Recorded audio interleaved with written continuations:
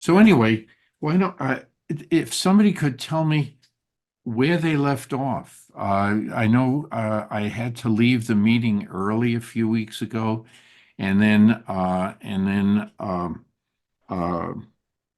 I just want to be sure I know where we ended, where y'all ended. I think Rabbi Miri was going to continue the discussion a little bit.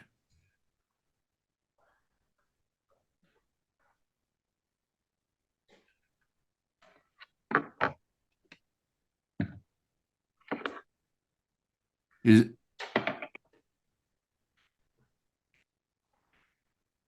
Well, we were at what I have here is Numbers um, 17, 16, 34, 17, but I don't remember how far we got beyond that. Oh, we got well, okay. That's okay. That's all right. Uh, well, we you missed a few. I had that we had finished all the way through the end of number 18. Is that I, correct? I think that's correct, Marty. Okay. So then So we're 19. starting the numbers 19, verse 1.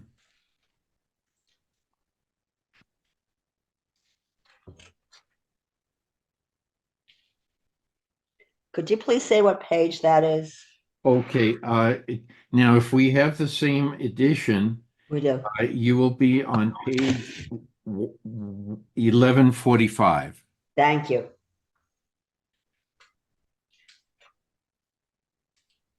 Marty, are you looking for someone to begin to read the beginning of 19, perhaps through line 10?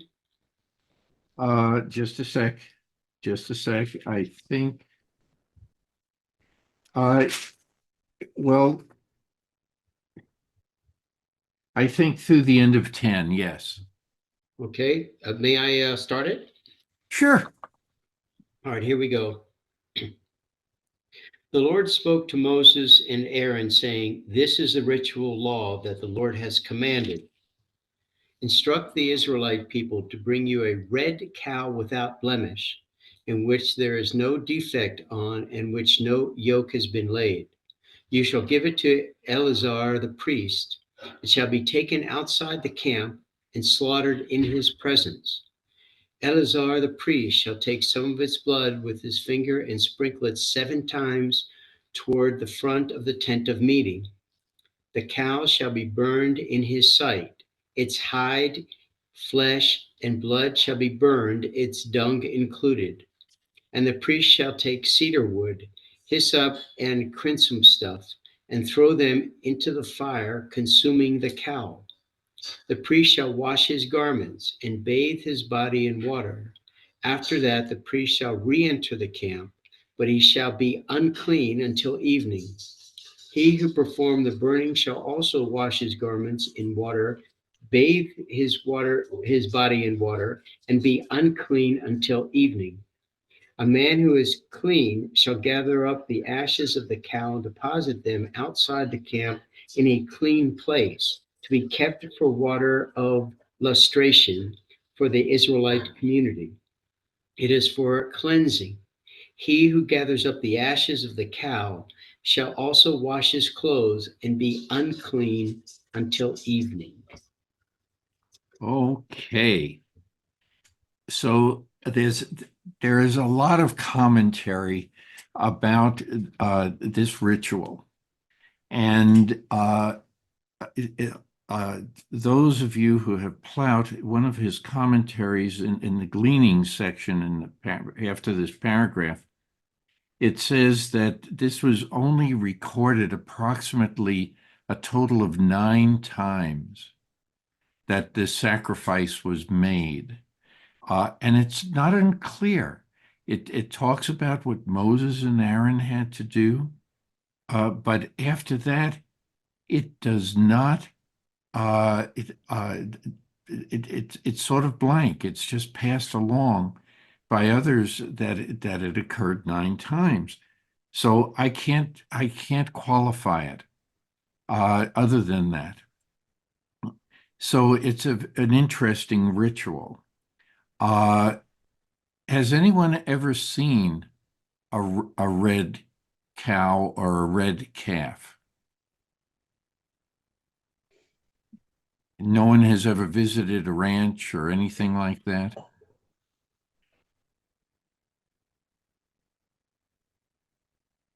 Well, anyway, it's very hard.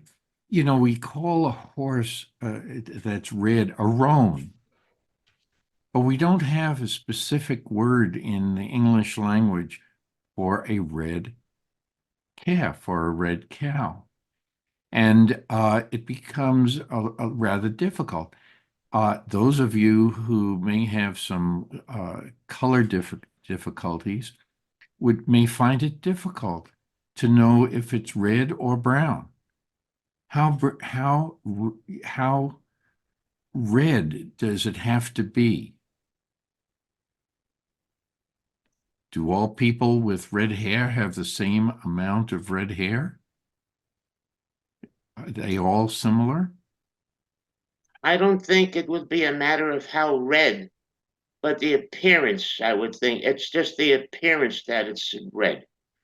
And it's without blemish. Okay, very good, Michael. It's without blemish. So what would be a blemish? I mean, we have heard of some people going to the extent of looking for any white hairs or tan hairs or things like that to be Well, sure thing. But what I, else would have to be looked for? I think that it would be have to the blemish would refer to something that's obvious, because to go through looking for little tiny things like you said, a white, to me sounds somewhat very odd and strange. But what I think it meant would be something that would be obvious to you would see that would be something that would be noticeable to people. That's another good point. Uh, this reminds me a little bit of what other uh, law that the priests have to go by.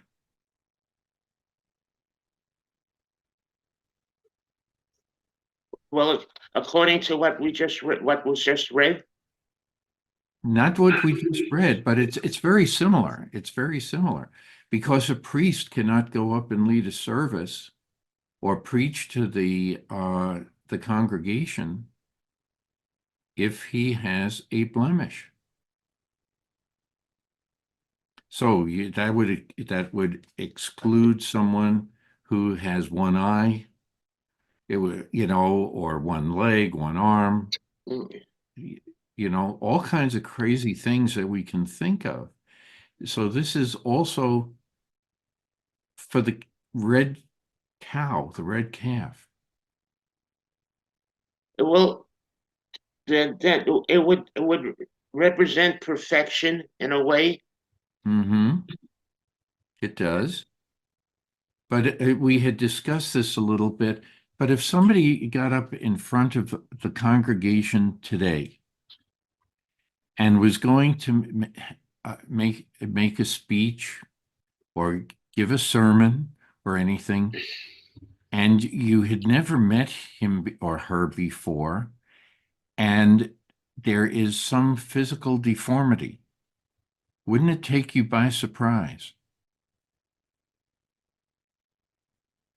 And what would that do to your train of thinking during the service? It could distract you from that. So maybe that is, or clothing or hair, all of this was, prescribed by for the priests. And they had to go to extra length and purification and everything. Well, doing this sacrifice, we just read there's going to be excess purification. So it's a, it just strikes me that this is similar. And then what about the ashes? There's a way to prepare the sacrifice and everything, which is fine. But what about the ashes? Are they pure? Mm-mm. They wouldn't be because, as I understand it, because even the person assigned to removing them would be unclean until evening. It says that, but here we have that once it is sacrificed, it has been made sacred. Okay. So the calf itself is pure. The ashes are not. I don't have a good answer for this. So if anyone has a thought about it, please. I don't have a good answer either, but I do have a weird question. Are they Sure. talking in the absolute physical sense? Because physically, we all have a blemish somewhere, okay? Or are they talking in the spiritual sense? But I don't understand how a cow, I mean, I think that animals have spirit, but I don't know if they commit sin or whatever you want to call it or not, because it would almost be impossible to find something absolutely perfect. Right. Our ears don't match, our eyes don't always match, so we're not absolutely perfect. Right. So I'm a little confused with that part. Well, But I'm a lot confused. your confusion is not atypical. We had a similar discussion about the scapegoat Mm. and the selection of two goats, which one is sacrificed, which one is not, the red ribbon. Oh, a red ribbon and a red cow. I don't know if there's any relationship there. Somebody, but the red ribbon, that goat was sent out into the wilderness, sacrificed that way. And there are other rituals that we don't have an explanation for, but it has been commanded.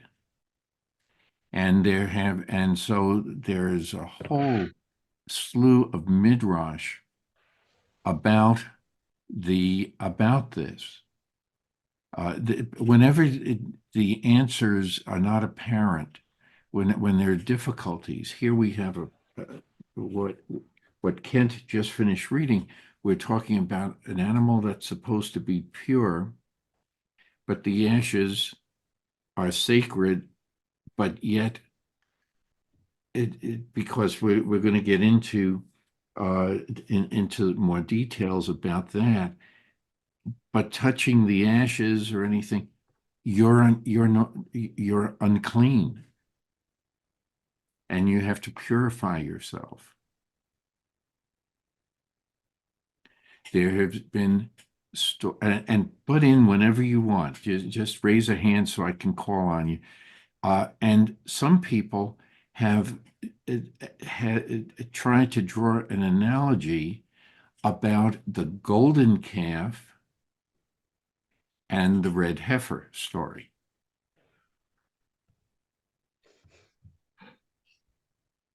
Any ideas?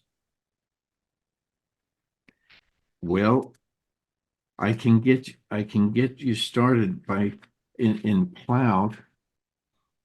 For those of you who have that, on page 1148 in his commentary, and then there are gleanings that continue on 1149 and 1150, and it's weird.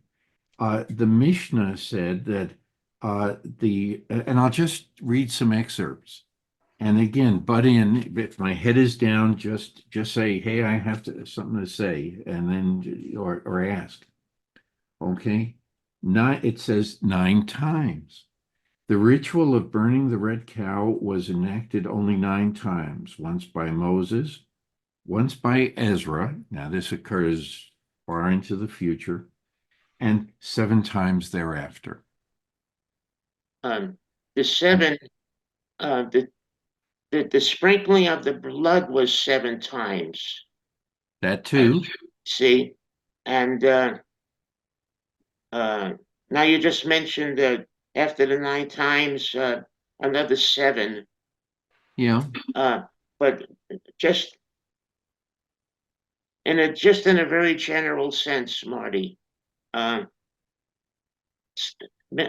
many of the stories in the Torah are ones that you can grasp and make sense out of in different ways. Mhm. And then something like this, it's God's way, I think, of demonstrating that don't question me. I'm putting this in for you to think about and to know that I reserve the right to put whatever I want and for you to think about. And so when you come back next year and read this again, maybe something will come.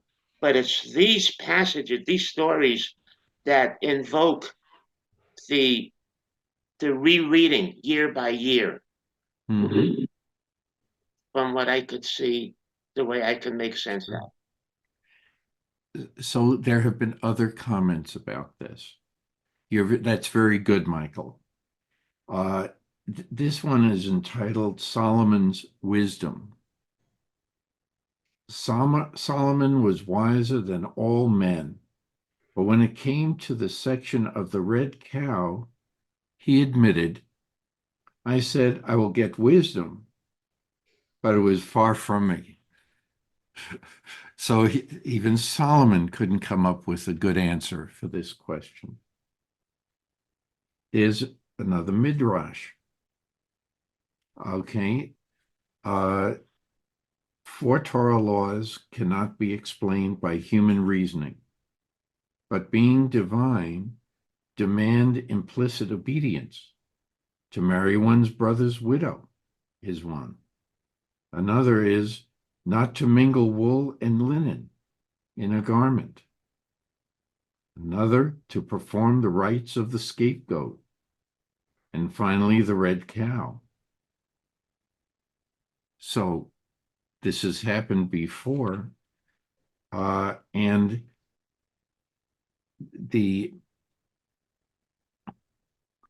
so it is, so we're not the only ones, but I'm going to save one other comment here. I just want to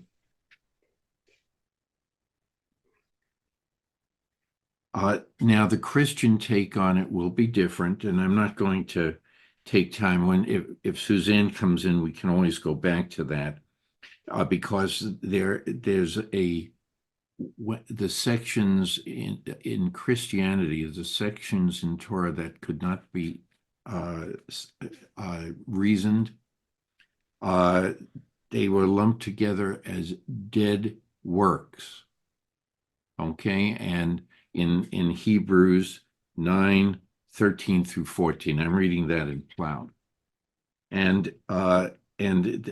But so that's a separate issue because the story is a little different. And the story is different in the Quran. Okay? It can be a yellow cow in the Quran. Okay, that's all I can say there. But it talks about Yohanan ben Zakkai. Now, this goes into the time of the Dead Sea Scrolls, okay? And actually after the Dead Sea Scrolls, he's a rabbi. And he gives first a rational answer to this question, but later admitted to his students that a mystery was involved. For in and of themselves the dead were not impure, nor the ashes purifying. But this is what God has decreed, and you may not transgress his law. Period. Can anybody hear me? Oh, yes, David, yes. Oh, I'm back. It took me an hour and 5 minutes to join this meeting. Okay, well, I'm glad. Does anyone else have any idea out there about it? Michael voiced that there are some things that in Torah that there aren't any answers for. more or less. Yeah, sometimes, because and here is, we just mentioned several of the stories. And Marty, Yes, the Ken. only- No, go ahead first and then I'll speak. Okay, Marianne, you go ahead. the only other idea I can think of is based upon time and place and association with other cultures. Color has meaning in Eastern religion. Yes. So it may not be so much as it's the color, not the actual animal thing that might be what Okay. they're referring to. I don't know. I mean, that's just a guess on my part. And it's a good guess. It's a good guess. Okay. Yes, Kent. Okay, and this is maybe a significant outlier, but the first time and the only previous time I had read or heard anything of a red heifer was actually in a fabulous book, a novel by Michael Wilbon called The Yiddish Policeman's Union. And it was it's fiction, it's a great read. And just real quick, the background had to do with had Israel, God forbid, lost its war of independence and had been overrun in 1948, Mhm. the U.S. had created a reservation, not unlike an Indian reservation, but in Sitka, Alaska. So Jews were there. And Right. there is some within this community of Jews where there was like a sect. And so their whole thing was to bring back the Messiah. And the red heifer, so there was a young man who was just a prodigy, and some thought he might be the next Messiah or the Messiah. And the red heifer, by these people that believe that, was a harbinger of the coming. So they kept it very secret. They protected it. They kept it very secret. And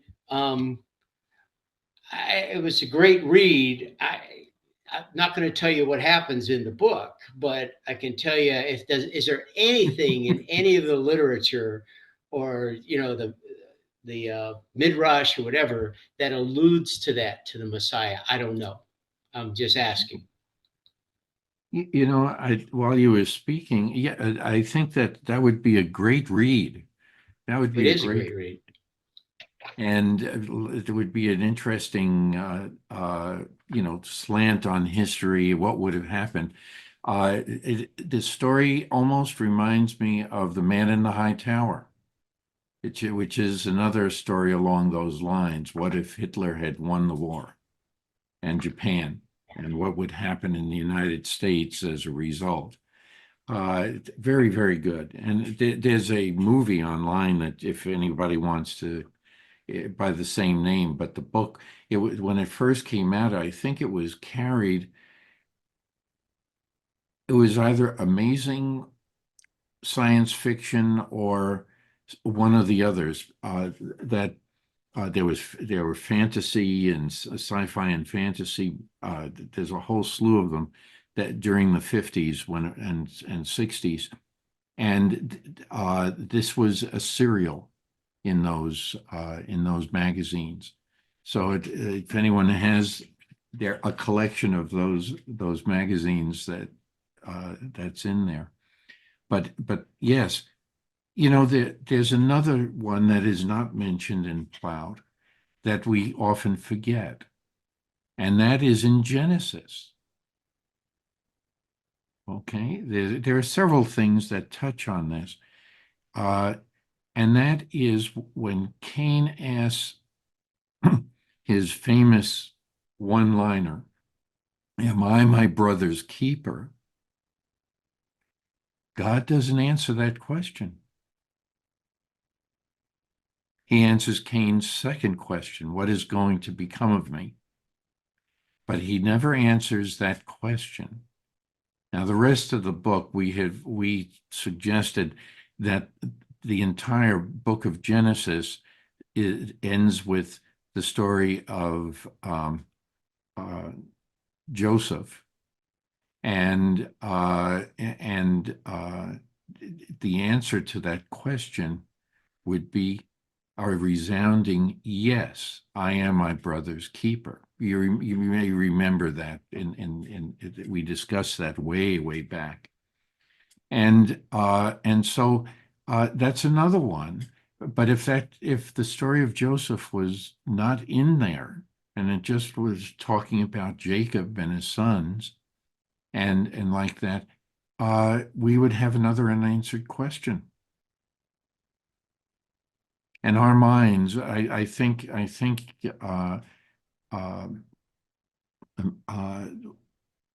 we have discussed this a little bit earlier when we said there's some things that we can't answer completely. The human mind searches for an answer, hence Midrash, okay? Because there are empty spaces, and there are tons of empty spaces in Torah where we can't explain what's going on. And so it becomes a very important thing for our minds to try to fill in the missing pieces. By the way, we do that all the time with our eyes and with our ears. If something doesn't make sense to us, we'll say, oh, there's something else there. And sometimes our minds fill it in. So, yes, Michael. I'm listening very carefully to you, Marty, and everyone here. And I'm thinking to myself, is this a test? Could it be a test? Could God be testing us with this? Very good. Very, very good. That happens to be one of the last things I was going to talk about. Go ahead, Michael. Expand on that. Well, actually, the thought came to me, and I was making a connection, and they're two different things, but I made the connection with the golden calf Mm-hmm. and this. Sure. If there's something there, because we were not supposed to.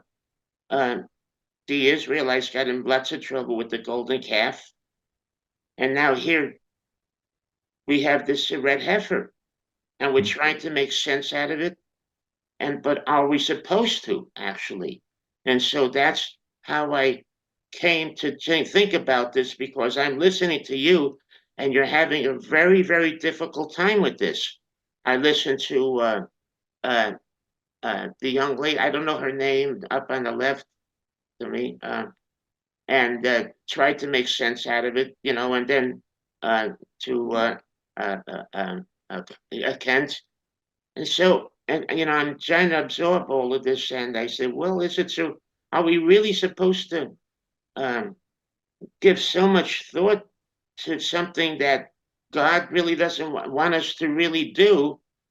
And so He's testing us in a way. So that's, I'm not that eloquent in what I'm saying, but I'm trying to make sense of what I'm trying to say. That is very profound, Michael. You did a good job. Because when we can't, and because all of the stories that we read in Torah they describe a test.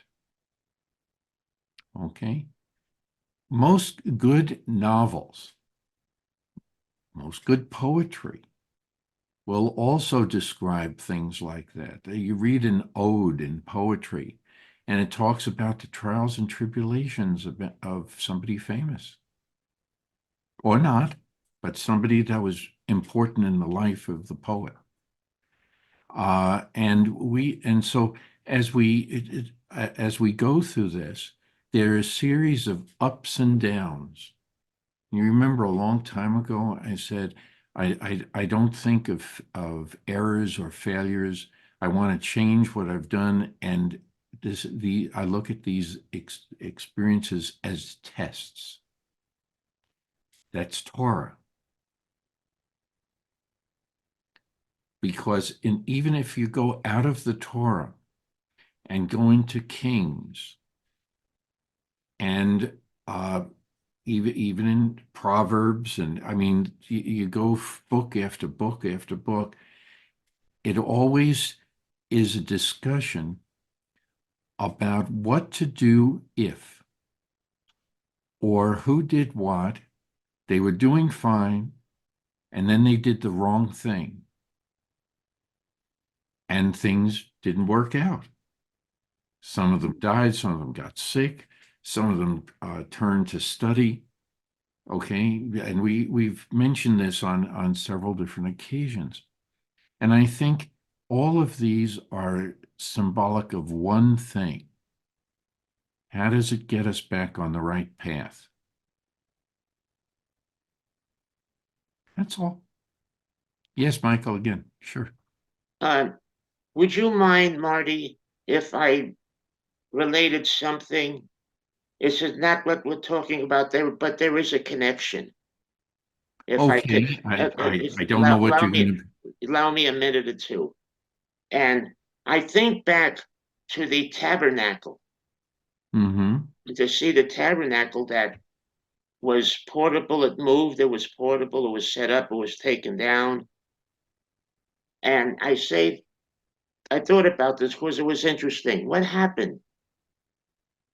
What happened to that tabernacle after thousands of years? Well, I became that tabernacle. I became a tabernacle. So what was in the tabernacle? The Torah, the ark, and the Torah. So it translated to me that my soul became the ark, and my heart became the Torah. Very good. See, and so Yeah. you can, in other words, I was able to make sense out of that in my own way to make it work. But here, it's really, I don't think it's really possible because it's so obscure. That's right. Do you remember many years ago, if you look at a picture of the tabernacles, you will find one in Plout, and it goes back in Exodus, in one of the chapters, uh, it and it may be at the beginning of Leviticus too. I'm not sure, but it shows a picture of it. And immediately what came to mind as a physician is the human torso. At the time the Torah was written, Michael is very correct in this, the brain was not even mentioned. They did not make any connection with that, because when somebody dies, the heart continues to beat, and they felt that that was the seat of the soul. Okay? And so it's sort of redundant in some of the ancient prayers when they say heart and soul. Okay? But in ancient times, when the book was written, it felt that way. And the structure of the staves and the curtains and everything reminded me, and the location of things reminded me of a human torso with the rib cage and everything, and all of, and when I saw that, it just came to me. So yes, uh, you can Google this online, and not with the tent on the outside, but looking at the floor plan and the floor plan of any of the first temple or the second temple, you will see something similar to this. And you'll see where you may look at it a little differently. You may say one thing, oh, that's where the brain would be, this is where the heart would be, and like that. So it is a lot of meaning in what Michael just said. And when he said he really means for each one of us. And I think we are here to find out more about not just what makes Judaism tick, but what makes us tick and what makes all of humanity tick. You think about the stories that we've been going through to this point, the numbers of tests that Moses has, and he doesn't quite get it's human that after a while you start saying, well, I don't know if I can do this. I don't know if I can keep this up. And little by little, if things are not going the right way, you can lose faith in whatever you're dealing with. And so when people fall on hard times and it's one thing after another, these are times people question their faith. This has happened. Michael brings this up quite often about what could the people have been thinking during the Holocaust, and other types of serious things like, okay, what about war? What about growing up in poverty? Sometimes you lose faith in things. And so, but we know some people who have lifted themselves out of these situations and have done real well in life. So there is hope. And there are some people who will say that faith brings hope. I wonder why. Maybe they've seen similar things in people. I've mentioned people from the past who survived. One school of thought said God is dead. Another one said, no, those who strongly believed in their religion and the stories in Torah and things, this too shall pass, and I will learn from it. And the survivors came out okay. After a while, took a while, they had to overcome an awful lot. By the way, what I'm saying is also for an astronaut. They put on a good face for us, but they go through a horrible situation up in space. And we overlook it. But there's a lot of psychology that goes on that it's unbelievable when you read about some of the stories. And so you can think of tons of different events in your own lives and the lives of others that you know or you've read about, and you say, well, that's why these stories are here. And sometimes we can't come up with a good answer. And Michael also said, well, if we read it multiple times over the years, maybe each year we'll have a different story, a different answer for it. I don't know. But maybe that's the purpose. Maybe that's why this book has lasted so long. I better shut up. I'm trying to get some ideas going, and I think Kent is thinking of something. Yes. Yeah, may I share something? Sure. Sure. My wife, Becky, reminded me last night, yesterday, we were having a conversation, and I couldn't remember. I don't remember exactly what about, but she reminded me that there is this really amazing woman who we had met when we lived in Colorado Springs in the mid-90s for 5 years. And every Shabbat service, and we'd attend most of the Shabbat services, she was with a few other ladies, but working really hard to prepare the kiddush. So she kind of was in and out of the service mostly, and she was a Holocaust survivor. And it's just an amazing story, an amazing woman. Becky told me that she had said to her, she said, I'm here. Um, I, I no longer, I do not believe in God. I've lost what faith I had, but I show up just in case,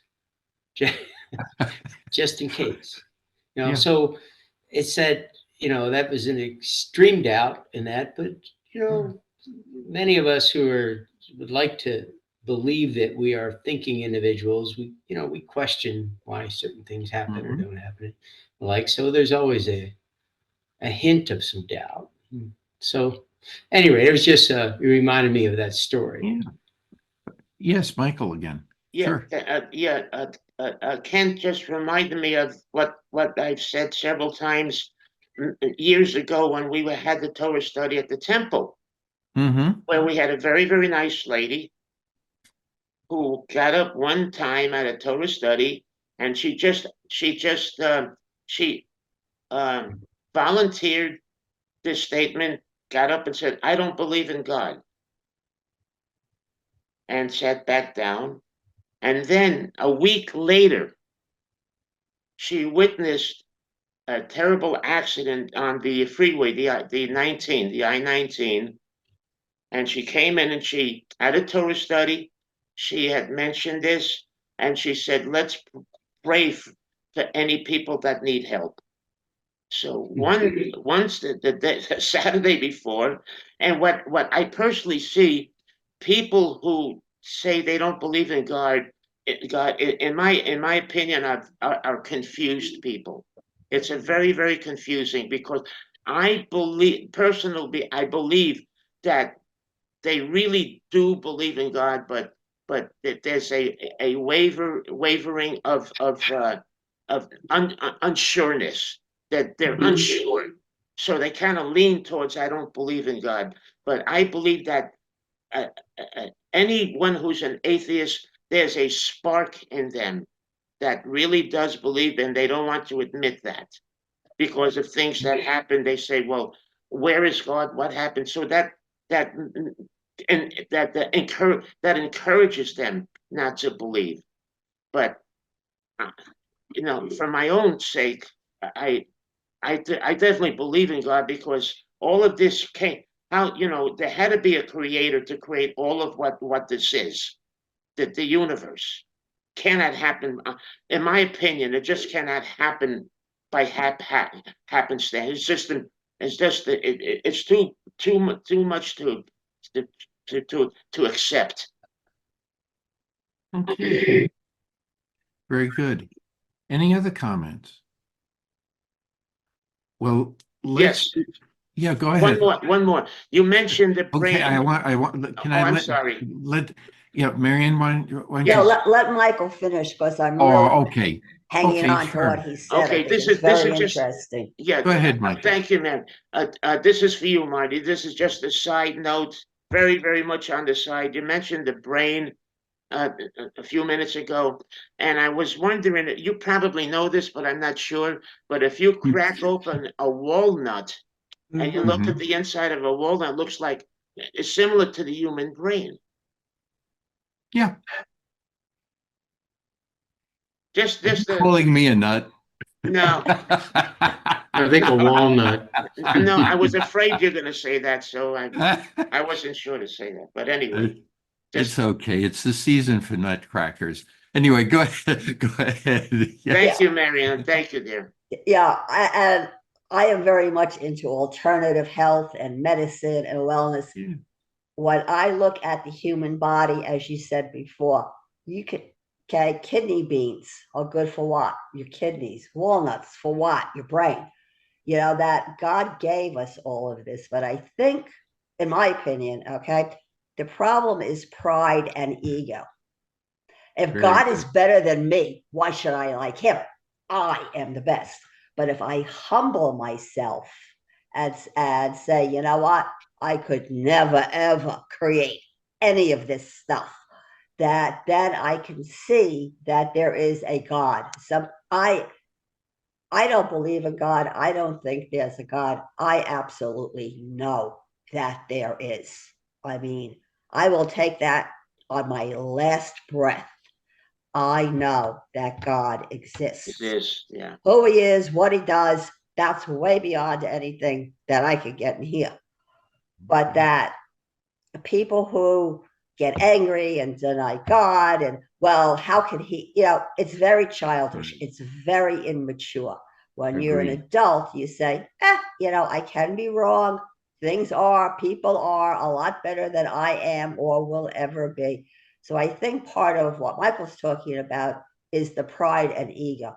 Because if you look, to me, I see God in the human body. There is, to my mind, nothing else in creation matches a human being. So I think that a lot of it's just pride and ego, what he's referring to. Well, you just repeated about how God made man and woman. That's right. Yeah. Okay. Michael, let me give David a chance. He hasn't Sure. had a Yes. chance yet.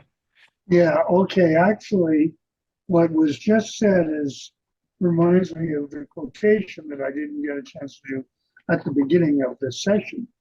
It's from Stephen Crane, around 1900. Ah, And I think it relates to the comment about knowing or not knowing that there is a God, because God or the universe answers it. And this is how it goes.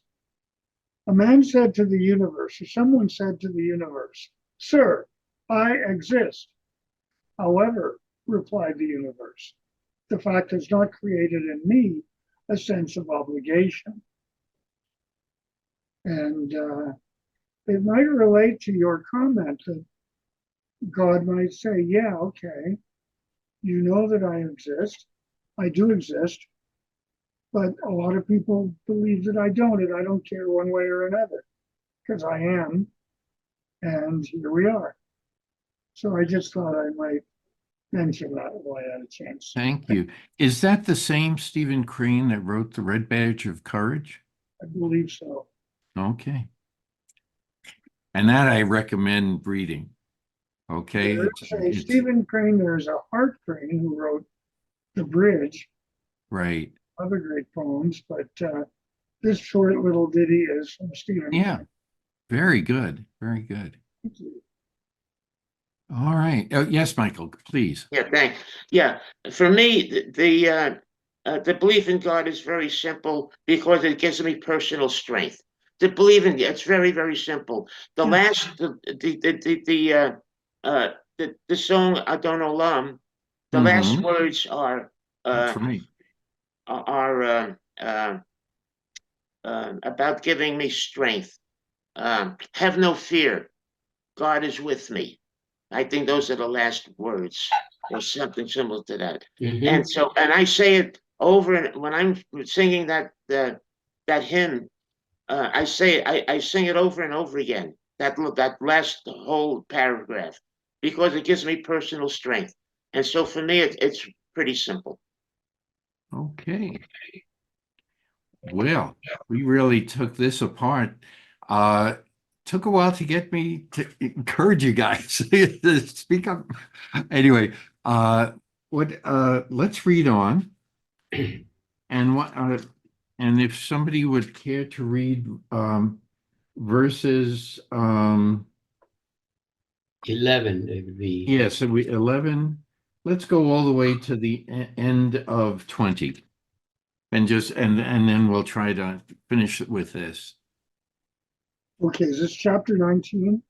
Yes. Okay, may I read? No. Yes, sure. No. Okay, thank you. Now that I'm connected. Okay.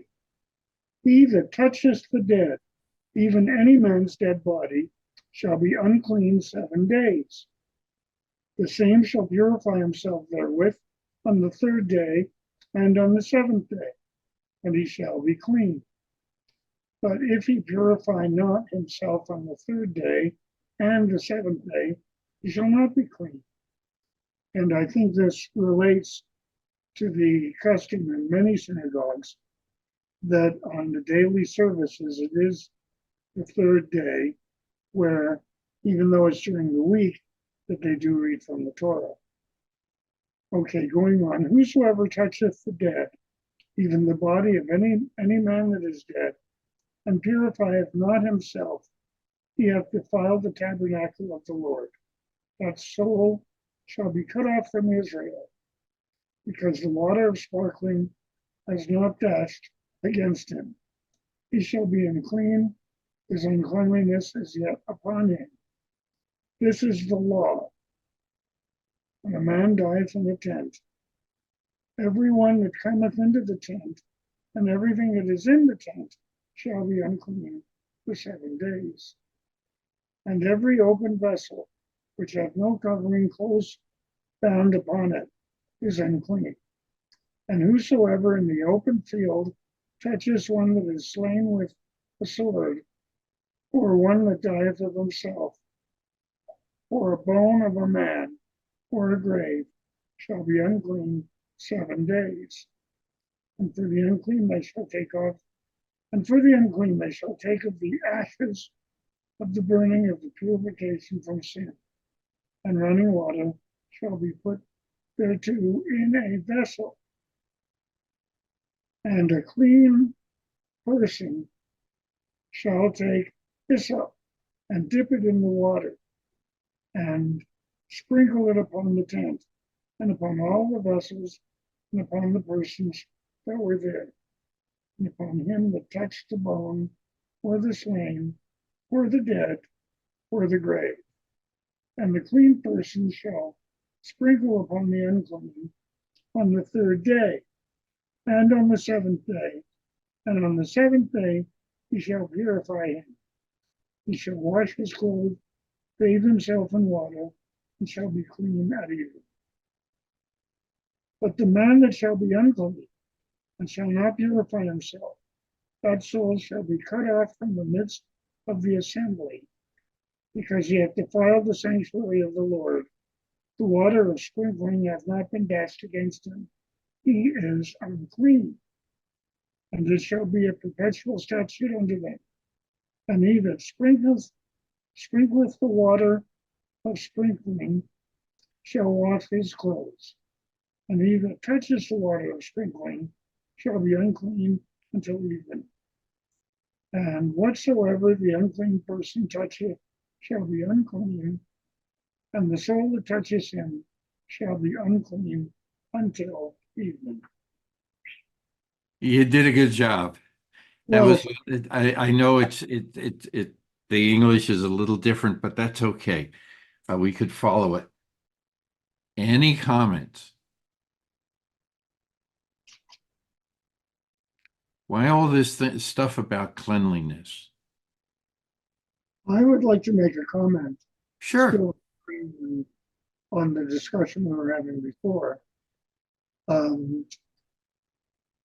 am, as you all know, a very strong believer in God, but I'm also an agnostic because I accept the idea that we cannot know for sure. The scientific evidence isn't there. I mean, it is for me, but it's not something I would publish in a paper. But it's kind of interesting just to know that and to kind of have a little fun with it. But being an agnostic doesn't really know. It just shows that as Einstein said, that he could not imagine the universe being designed without something or someone running it. And that might be the first line of evidence, but it won't hold, speaking of cleaning, it won't hold water the way it should be. I just wanted to say that and throw that in. Okay. Any other comments? I have a question. Okay, yes, you go ahead. Michael, Kent, was your hand up too? Yes. No, okay. Okay. Okay, I will, you go, ladies first, and then Thank you. Michael, and then we'll go on. Sure. You know, it's, I don't know. To me, it's looking like this unclean stuff. Are we then absorbing the spirit of another person? If they're dead, they're dead. And how do we then get unclean because they're dead? By the way, that is one of the theories that has been proposed over the years and was prevalent in Eastern Europe, especially, that the spirit of the dead person, the evil that they may have had, things like that, could jump from one person to another. Yeah. Let alone from the medical side that we know today that unless a corpse is prepared, the destruction of a corpse from within by all those bacteria happens very rapidly. Okay, and so diseases can be spread that way very quickly, very quickly. Right. That's why undertakers are so popular because of, you can preserve the body long enough so that people can say what they want to say as parting words or whatever, but it's and some people prefer the ashes, going up in smoke, if you will. Ritual and superstition. That's right. So, and we still carry that ritual on to this day. Uh, the rabbis do it, and Kohanes especially is they're not allowed to enter a cemetery. And it, it, and that's why Ritual. the ritual of hand washing. After the service and everybody's leaving, it can either be done at the cemetery or that if they're going to come to the temple, it can be done before they go into the temple. So just to be sure that they haven't brought anything back with them. And it's fascinating that, the way we still think to this day in a similar fashion. And this is another ritual. But what is important about it? We came across it. I forgot, Michael. Thank you for raising your hand. Let me finish my question, and then you interrupt. You not interrupt. No, go ahead, Marty. What? I'll be here until 12. Okay, I'm not going to talk that long, but we have lots of these little rituals that have hung over from over the centuries, and some have been sanctioned by the rabbinate, others have not. So who knows? Anyway, I'll terminate that. You go ahead, Michael. I'm sorry. No, that's okay. I was just I'm answering. used to it. Don't worry about it. It's okay. Okay. Well, the last thing, I have two things, if I may. The Sure. last thing first, I think that sometimes it's a fine line between ritual and superstition. And Mhm. we have to be careful about those two things. That ritual, when we talk about ritual, we're not talking about superstition. And so I would just be reminded of that and mention that comment. The other thing is that I wanted to address Dovid, if I may, when he mentioned no scientific evidence of guiding God or something like that. So if you believe in God, this is just my position on this, and who cares about my position? But I'll say it anyway. Uh, uh, well, if you believe in God, then God created man, and the ability for man to think and to create. So therefore, it's not out of the realm of considering that the the science is actually there because God created man to create that. If you understand what I'm saying. I think I do. I think I do. And in my mind, I think there's plenty of evidence, and especially when one wants to talk with God, and you get the feeling that God is listening. But that's my mind and yours. But I very firmly believe that that I've done that all my life. And I also remember a lecture that I attended decades ago at the University of Arizona at the planetarium. It was given by the then director of the Vatican Observatory, Father George Coyne. May he rest in peace now. But George said that there are really two ways of looking at this. The scientific way, in which the universe likes to be defined and taken care of, and the way of faith. They are not against each other, but they work together in harmony. And the way of faith is where we get to have faith in God. We have faith in things that cannot be shown in science. But in a science lecture, as Father Coyne was giving that night, he said that the way of faith is every bit as valid as the way of science. I was there at the same lecture. Oh, great. We could have had dinner afterwards. Yeah. But, Thank you. but it's true. Somebody had asked a question, and that was the answer that he gave. It was very good. Yeah, thank you, David. Two ways of looking at the same thing. Okay. Question.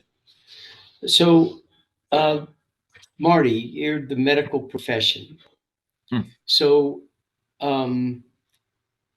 let's talk about what you mentioned a few minutes ago about a deceased person and whether from natural death or were killed, as referenced in here.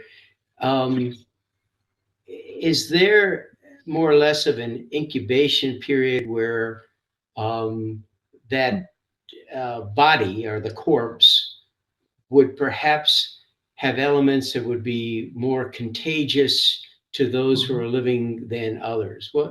How soon would that onset be? Well, it could be from 24 hours in some cases, all the way to, a few weeks. Okay. And the problem is that different bacteria grow at different rates. Different bacteria have some have more they're more virulent than others. They can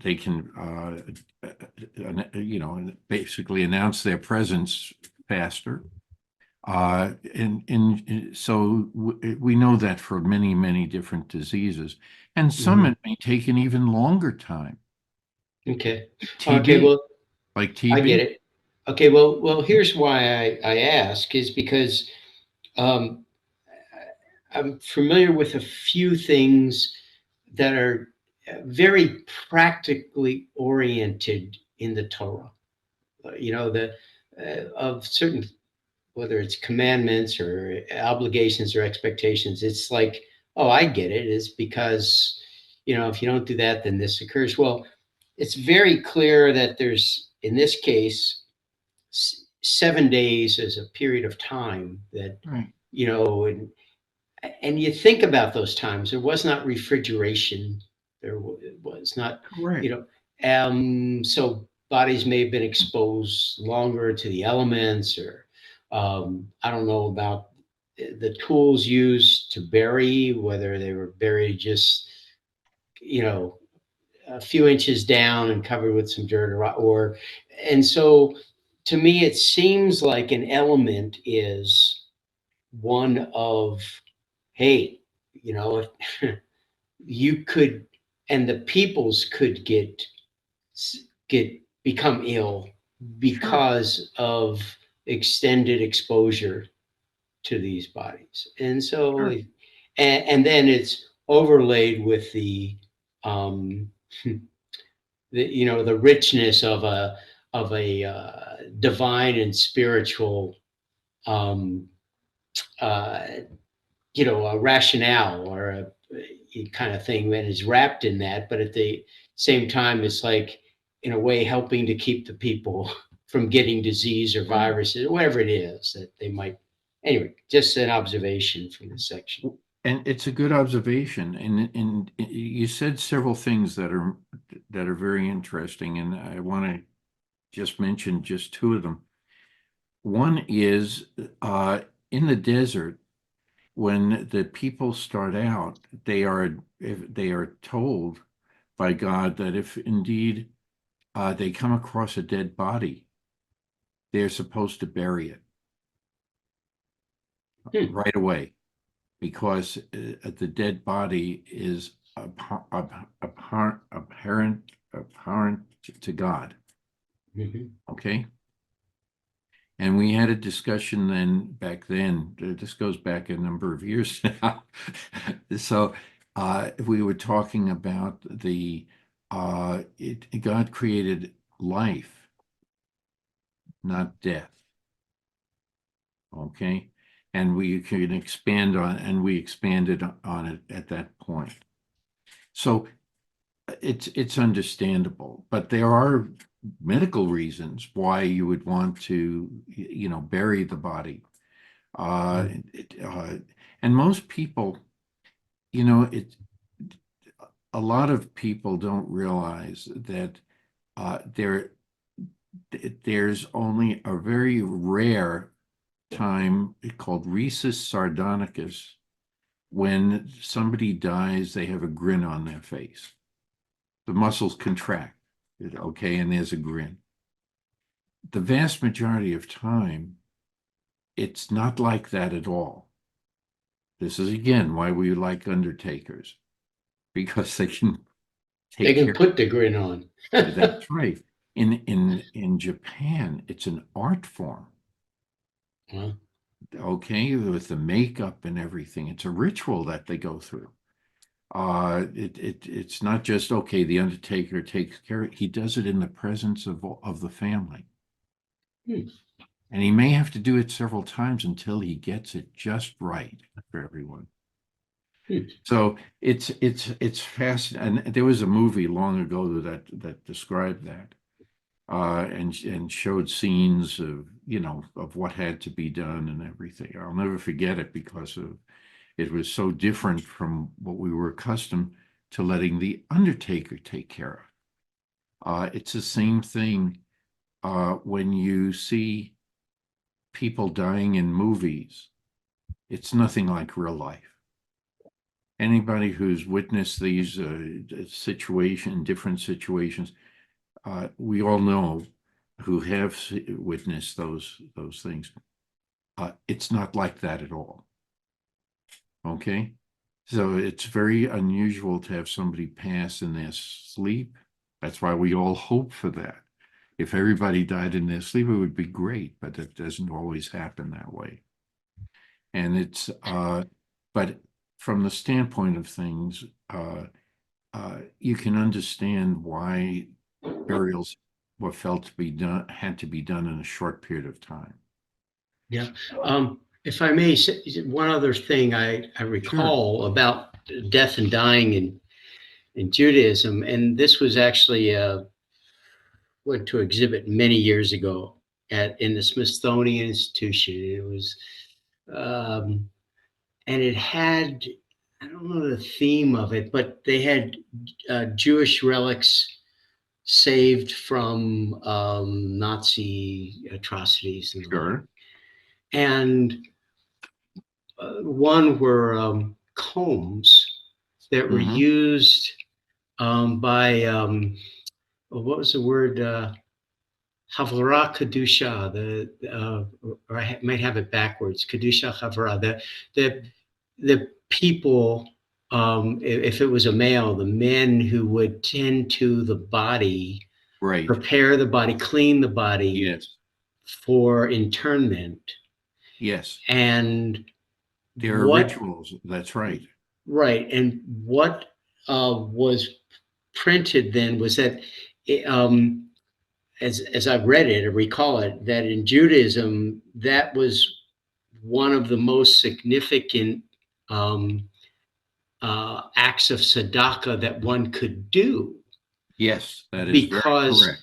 and I remember the reason why it was because it was um, it was an act of kindness that could not be reciprocated, right? Mhm. Because the dead could then not, they Sure. couldn't even thank you. All right. That's The right. reason I'm thinking of this in this context is that, and yet, if it's a great mitzvah, right, to be a part of that, to do that, and at the same time, you become unclean There in you its go. doing, is quite a dramatic paradox, wouldn't you think? It is. It is. So that was going to be my final question. Why do they have the ritual of the red calf or the red cow, and right after it, they have the ritual for the dying, somebody who's dead, how to take care of them, and what you Wow. had to do.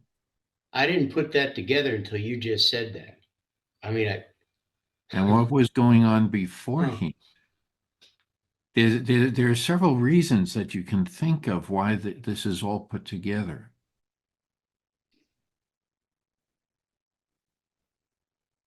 They make a point in saying that the dung of the animal has to be burnt at the same time, right? Mhm. So foul stuff is also being gotten rid of. Maybe this is not so much physical, but several people have mentioned that there may be something spiritual about all of this. When you're taking care of a dead person or a dying person like that, you have a totally different take on responsibility. You start thinking about the person while you're doing the caring. There's a lot, and sometimes there are happy things, sometimes sad things, sometimes bad things, but that's all part of it. That's also going to be buried with that person, except one thing, Hmm. the memory of the survivors. And Yeah. maybe this is something spiritual that this ritual. Remember, in a ritual, yeah, a ritual is physical, but there has to be something spiritual about any ritual. Yeah, okay, I'll get to you, Marianne. I'm going to close it so you can speak up, because and when we think about it in those terms, you're honoring somebody who lived before you, had amassed a fund of knowledge. It may be a parent or a sibling, maybe a total stranger, but you're honoring that person. And that's why you hit on the nail on the head. And, why would you tie this all together? And is the red calf then sort of like a ritual to make you think about this so you can help think about, could you have done something differently in the past and come to some easier way of having done it and come to some resolution of a previous issue? I don't know. I just tossed that out. Go ahead, Marion. Now, I consider it the two greatest events in my life: to be present when two of my grandkids were born, and to be present when both my parents died. Mhm. And I did hospice for many years. I did hospice counseling. Mm. I don't, and this is going to sound a little wacky. Death is beautiful. There is something so profound. And when a person can trust you enough to let go of their life in your presence, that there aren't even words for spiritual experiences like that. If you're adopted, then you've seen people get born and you've seen them die. But when you look past the physical, Right. the soul, the spirit, the essence coming into this world and then leaving it. If you think about it, when a baby gets born, the first thing they do is breathe and cry and make a whole lot of noise. When a person dies, they exhale and they're at peace. And that's like, it's giving me the chills just to think about these things. Sure. That this is more than just, I think anyway, Mm. more than just physical. And yes, I understand believe me, I understand the contamination with blood and disease and all that stuff. But it goes, I think anyway, that it's going past the physical level and it's telling you more about a spiritual, Mhm. which you can't always put into words because we can't see it, level to be considered. And that's what. Yeah, thanks for sharing that. That's very That powerful. is very, very important what you just said. That's part of just being there with someone who's in that process. You can make the passing a little easier. They don't want you to say anything. They just want you to be there, hold their hand, or stroke their hair or things like that. This is what it's all about. Hmm. And in a way, I'm glad I had to experience a lot of these things because it's something when you think back on these episodes, we come to lots of memories, some of which are good, some of which are bad, and we miss that person. We miss them being around us. And I think that's part of it. We started something I'll never forget. Uh, there was a man, I may have mentioned this story before, I don't know here, but there was a man, he was from Argentina. He had flown in the Chilean Air Force. You go figure. And he was tortured by the government at that time. Allende? Yes, he was in prison and everything, and he escaped and he found his way to the United States. Relatively homeless, and but he said he was Jewish. Everybody took him in, we sort of got to know him a little better. And when he passed away, Sue and I said, they were going to put him in a pauper's grave. What happens in a pauper's grave? If you're lucky, there'll be a box. Otherwise, it's just a trench and the body is tossed in. And the grave of the week. Like Mozart. Yes.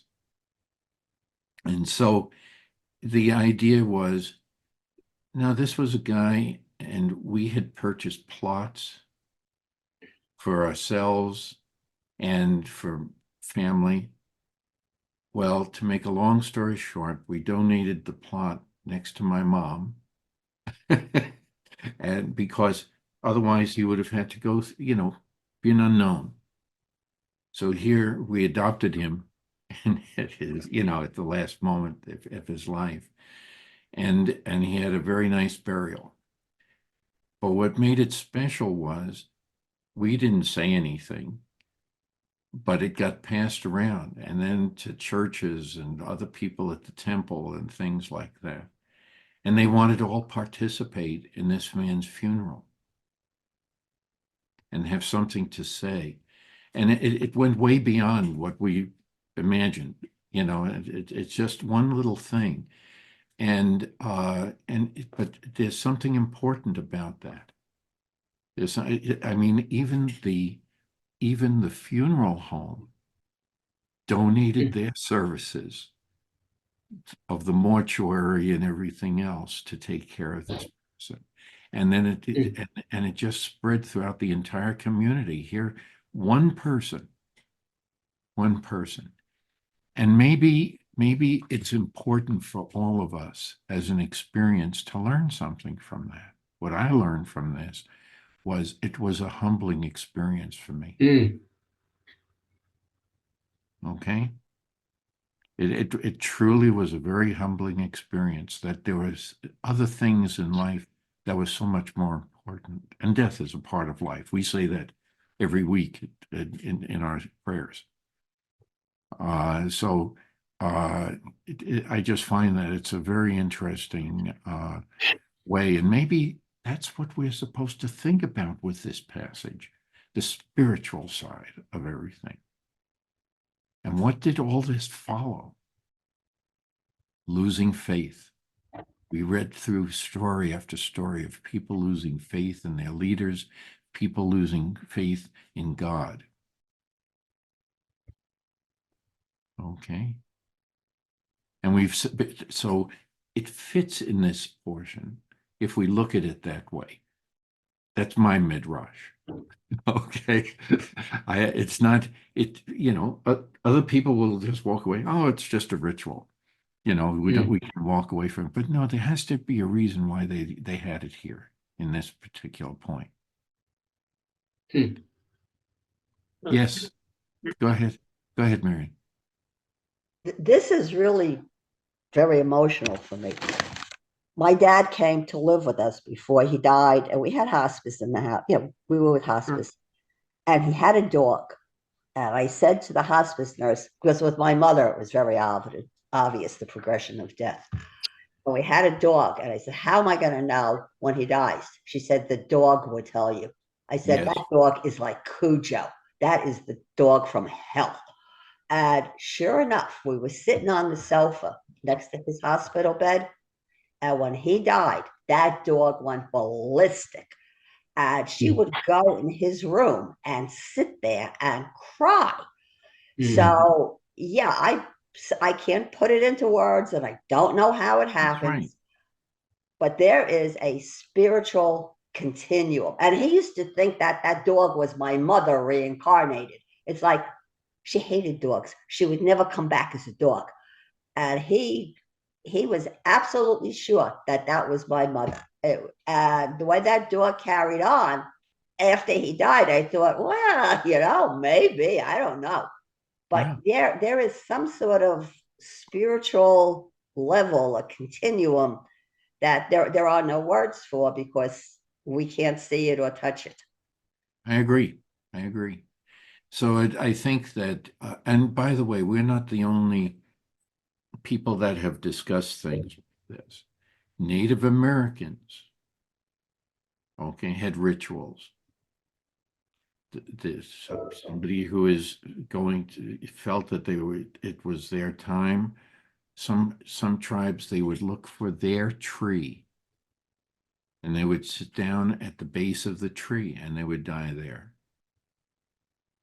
And that was it. They would be returning themselves to nature.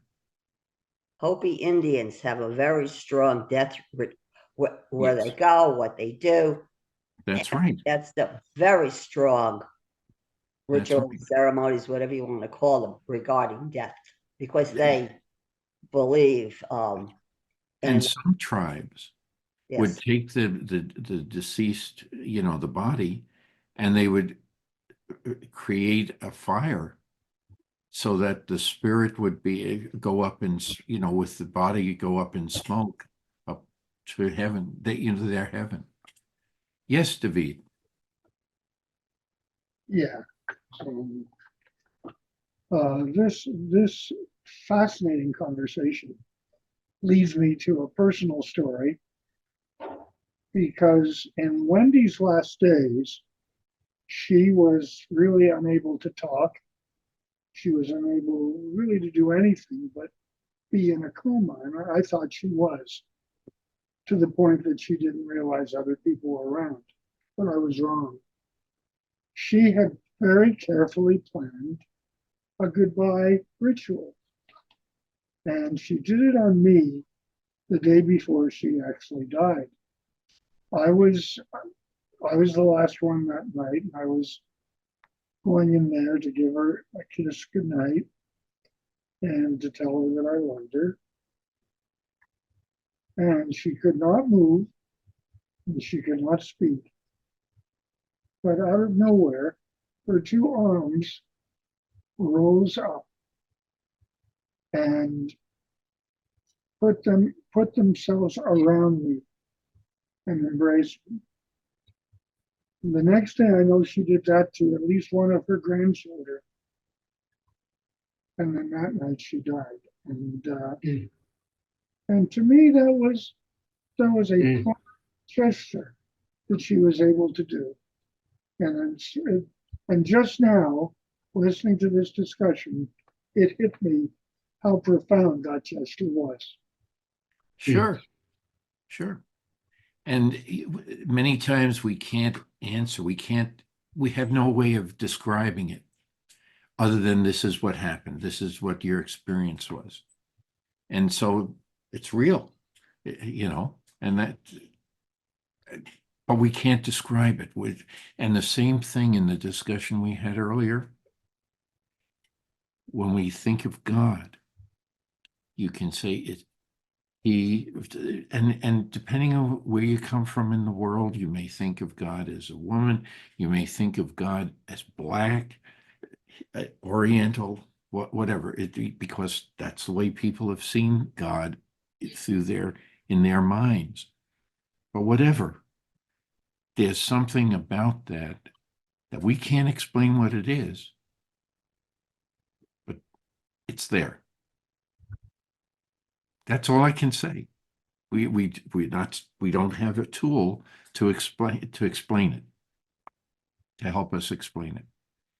But yes, enough people go through those experiences during their lives that they can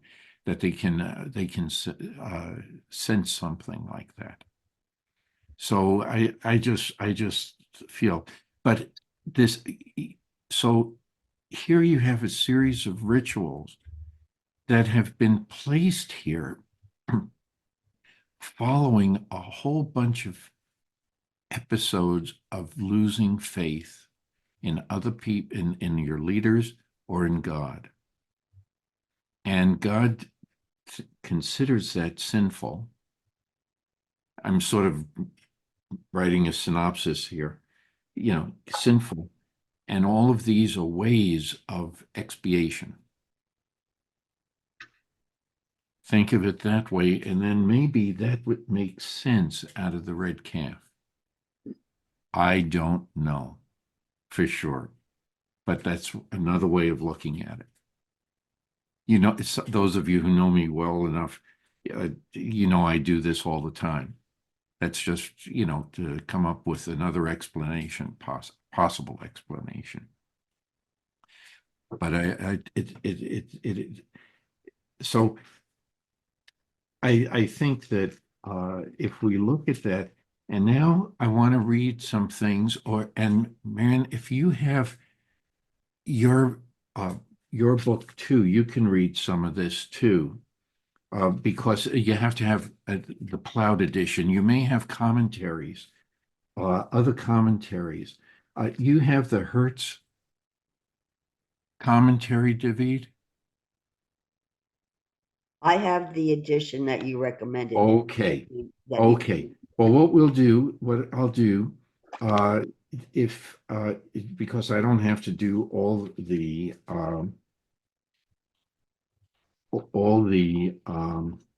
readings, here my voice is slowly giving out.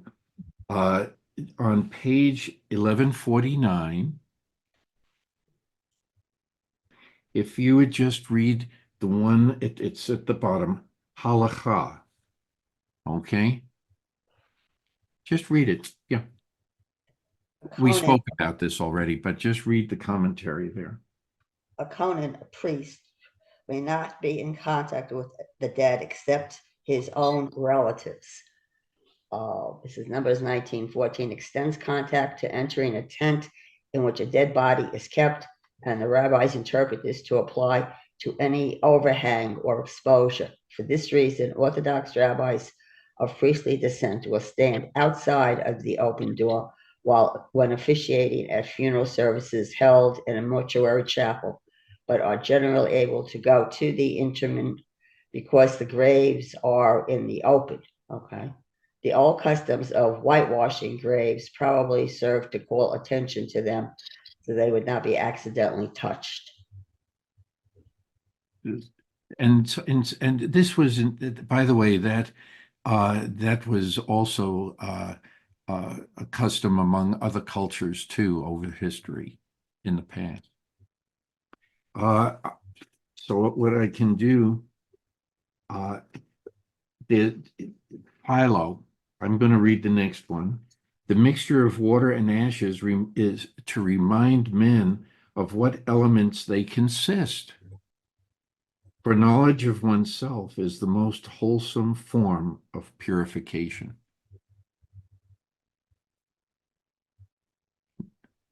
Okay? When we say, I know how someone ticks, all right? This way, how I tick, all right? That it's not just water and the ashes, which are the minerals and everything else, okay? But it's it's something to think about. And also it's to remind you of the phrase earth to earth, dust to dust, things like that. So it makes it just is interesting. There are other stories in Christianity, but there, in our reading, we also came across that the red cow could not have borne a yoke. Okay. In other words, it never, it basically was pristine. It just, it never knew work per se.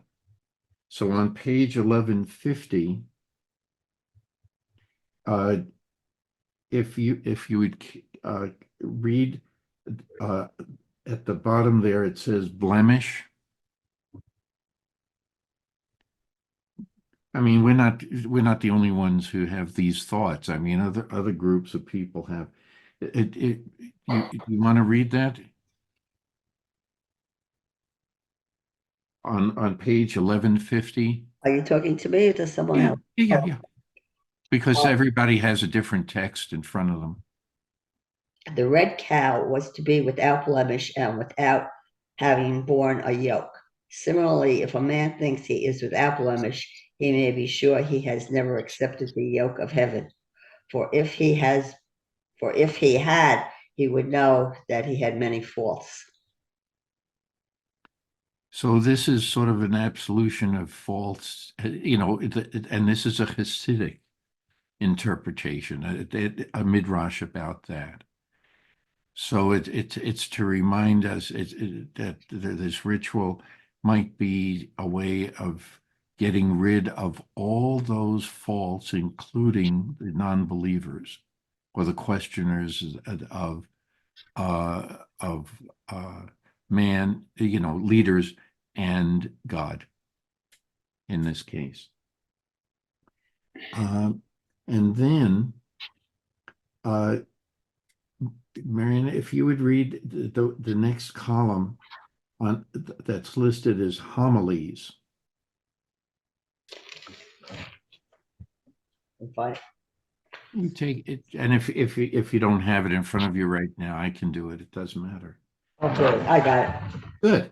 Good. To the right of the red heifer may in some ways resemble the mixing of medicines.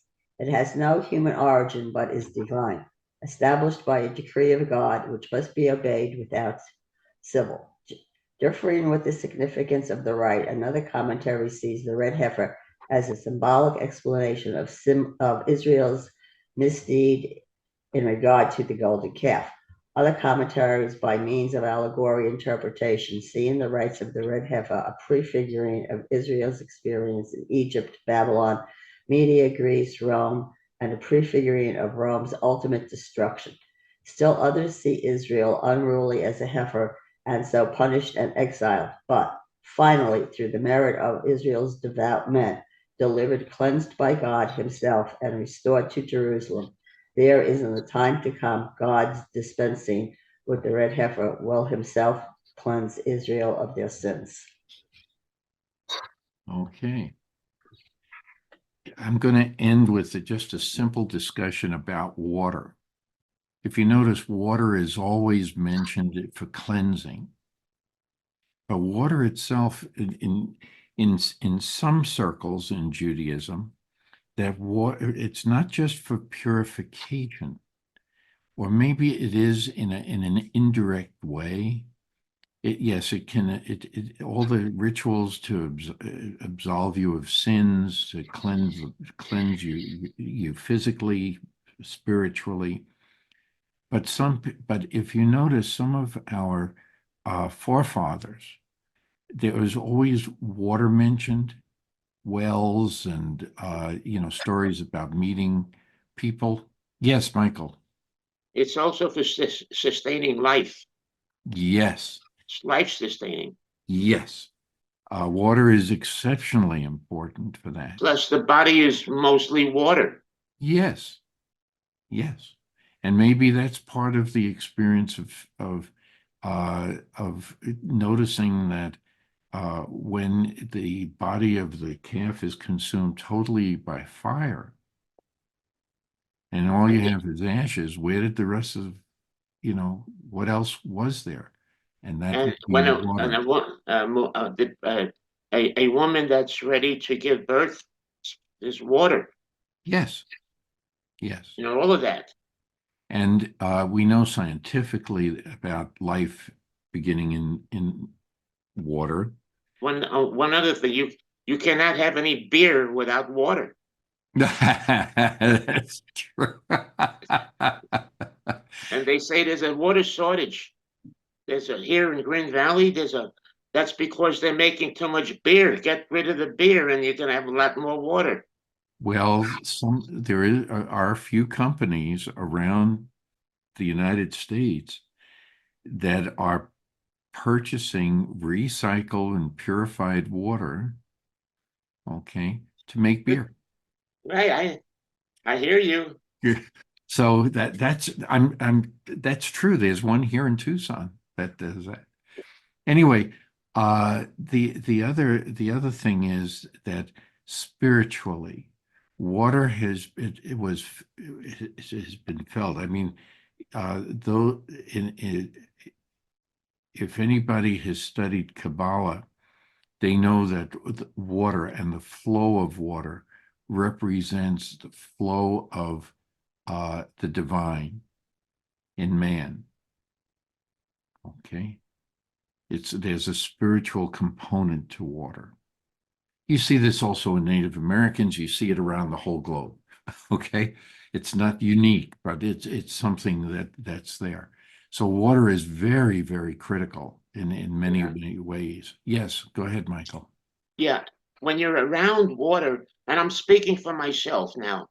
I've been around water because of the small yacht that I had in Marina del Rey. Mhm. And when I left my home in Glendale, California, and drove down, and I was taken away. I was completely taken away because when you're around the boats, it's not like where you are in a city. You're in a completely different environment, and you have to be very careful, and you have to be very much alert. And the spirituality that I got by being around that water was very noticeable, extremely noticeable. So having that experience, I could say what I'm saying. Many people think, I'm just going to amplify what you just said, and that is that many people like to go to places that have water to replenish themselves, not from drinking more water, but they want to be calmed. They want to be soothed by that. Well, that's right. They That's that take last thing. vacations this way. Yeah, that last Right. thing you just said, be soothed by it. If you notice vacations, when people take vacations, they take vacations close to body of water. They take cruises because it's on the water. Mhm. It's soothing. Yes. And so it's a very interesting thing, but in the Torah, the stories too, the Kabbalists were very much into that, into water too. Properties that are around the water are more expensive than within the city. The Yes. closer you get to the water, the more expensive the property becomes. So Sure. there's a lot of things that you could add to Yeah, that. that's true. Yes, Ken. Well, the mikvah, the whole Yes. cleansing immersion. I Yes. mean, that's a staple within Judaism. But it's not, Conversions, yeah, it's their final thing is to go through a mikvah, and I mean, there you have it. that's right. So there are lots of different ways in which the symbol of water is used.